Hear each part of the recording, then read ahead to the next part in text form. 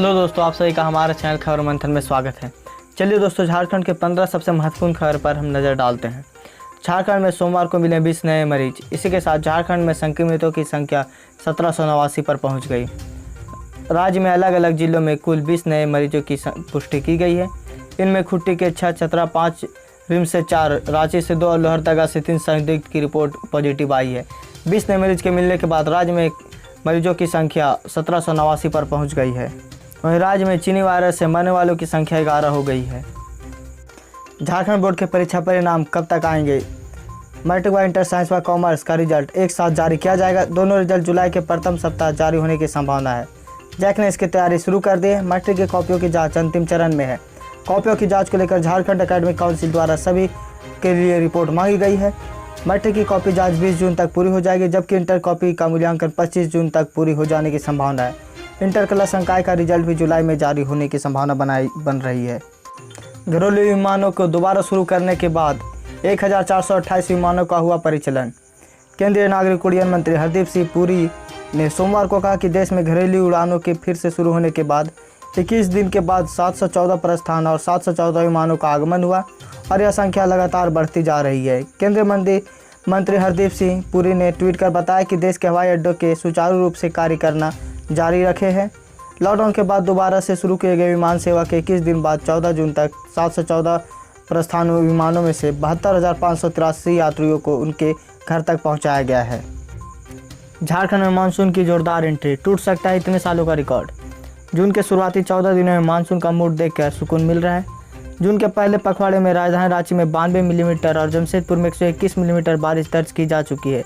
दिन भर आसमान में काले बादल और तेज गति से चलती हवाएं लोगों को गर्मी से राहत दे रही। महीने के शुरुआती में मानसून की बारिश के आंकड़ों के देखकर अंदाजा लगाया जा रहा है कि जून के दूसरे पक्ष में होने वाली बारिश पिछले सभी रिकॉर्ड तोड़ सकती है। मुख्यमंत्री हेमंत सोरेन ने 50 शहर सखी मंडलों को 75 करोड़ रुपए की राशि ऑनलाइन ट्रांसफर की। मुख्यमंत्री हेमंत सोरेन की ओर से सोमवार को राज्य के 50 शहर सखी मंडलों को चक्रीय निधि के रूप में 75 करोड़ रुपए की राशि ऑनलाइन ट्रांसफर की गई है। इनमें से हर सखी मंडल को 15-15 हज़ार रुपये के अनुदान के रूप में दिया जाएगा। इस राशि से सखी मंडलों से जुड़े करीब 6 लाख ग्रामीण परिवारों को लाभ होगा। सरकार का बड़ा फैसला, इस बार नहीं लगेगा देवघर का श्रावणी मेला। राज्य के देवघर व दुमका में लगने वाली श्रावणी मेला इस बार आयोजित नहीं होगा। राज्य के विभिन्न हिस्सों में आयोजित होने वाला रथ मेला भी इस बार आयोजित नहीं होगा। आपदा प्रबंधन सचिव अमिताभ कौशल ने इसकी पुष्टि करते हुए कहा कि केंद्र सरकार ने पहले ही धार्मिक सभा समागम आदि पर रोक लगा रखी है। ऐसे में श्रावणी मेला व रथ मेला का आयोजन नहीं हो सकता है। अमिताभ कौशल के अनुसार केंद्र सरकार के 30 मई को लॉकडाउन में रियायतों को लेकर जो आदेश जारी किया है उससे स्पष्ट रूप से कहा गया है कि अभी किसी तरह की पब्लिक गैदरिंग नहीं हो सकती है। लॉकडाउन में झारखंड में खूब चल रहा है धर्म अंतरण का खेल।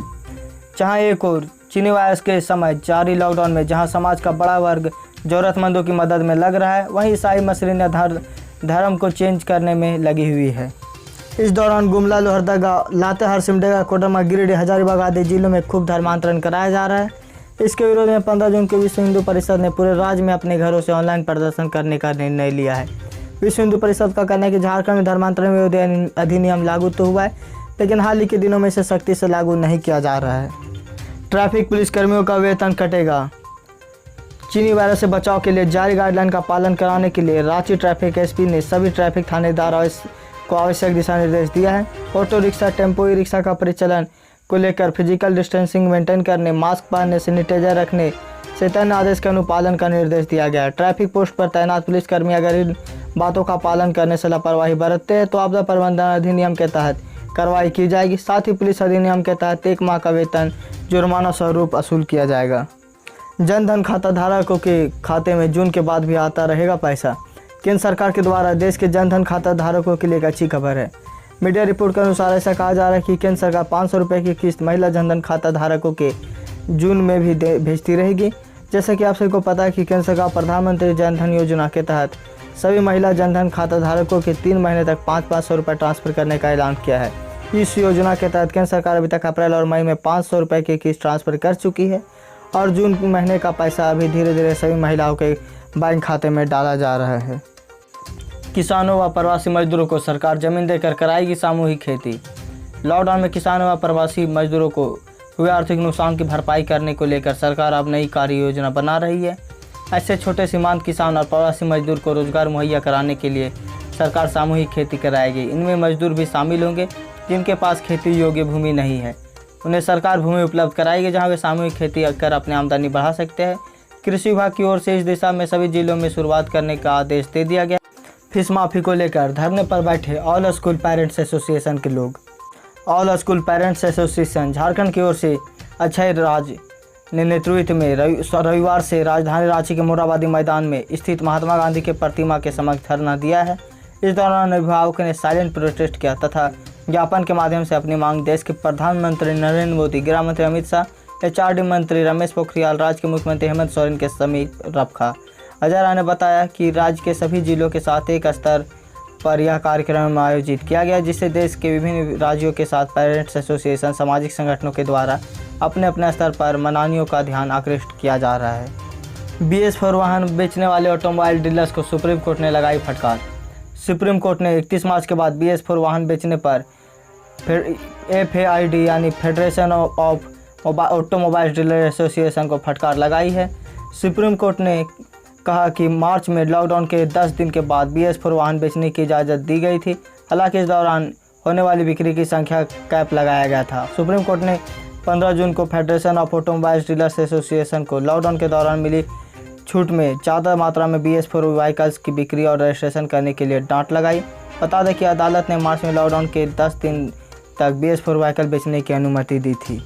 सीटेट उत्तीर्ण अभ्यर्थियों को शिक्षक बहाली में मिले मौका।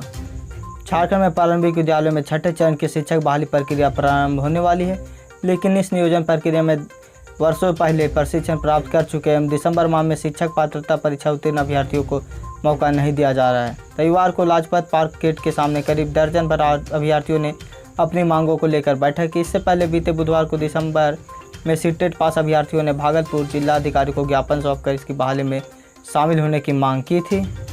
झारखंड सरकार ने अनुशासन दिया है कि जल्द से जल्द सभी अभ्यर्थियों को मौका दिया जाएगा और साथ ही ज़्यादा से ज़्यादा शिक्षकों की बहाली का अवसर निकलेगा। बढ़ सकती है लड़कियों की शादी की उम्र, 18 से 21 साल करने पर विचार कर रही है सरकार। भारत में लड़कियों की शादी की कानूनी उम्र बढ़कर 18 से 21 साल हो सकती है। केंद्र सरकार शादी की उम्र बढ़ाने पर विचार कर रही है। सरकार ने इसके लिए एक उच्च स्तरीय समिति का गठन किया है। समिति अपनी रिपोर्ट 31 जुलाई को सौंपेगी। इसके बाद सरकार शारदा अधिनियम 1929 में संशोधन कर सकती है। पहले लड़कियों की शादी की कानूनी उम्र 15 वर्ष तय की गई थी। बाद में 1978 में इसे संशोधन कर लड़कियों की शादी की उम्र 18 वर्ष और पुरुषों की 21 वर्ष कर दी गई है। IPL मैच होने पर की जा रही है चर्चा। चीनी वायरस को लेकर विश्व भर में भले ही हाहाकार मची हो, लेकिन भारत में लॉकडाउन खुलने के बाद से तमाम तरह की गतिविधियों की खोलने की तैयारी कर दी गई है। इसलिए माना जा रहा है कि अब IPL मैच भी जल्द से जल्द शुरू हो सकता है। IPL के मैचों को लेकर तरह तरह के सुझाव आ रहे हैं। तो दोस्तों, आज के ताज़ा खबर बस इतना ही। अगर आप हमारे चैनल में नए हैं तो हमारे चैनल को सब्सक्राइब करें और बेल आइकन दबा दें।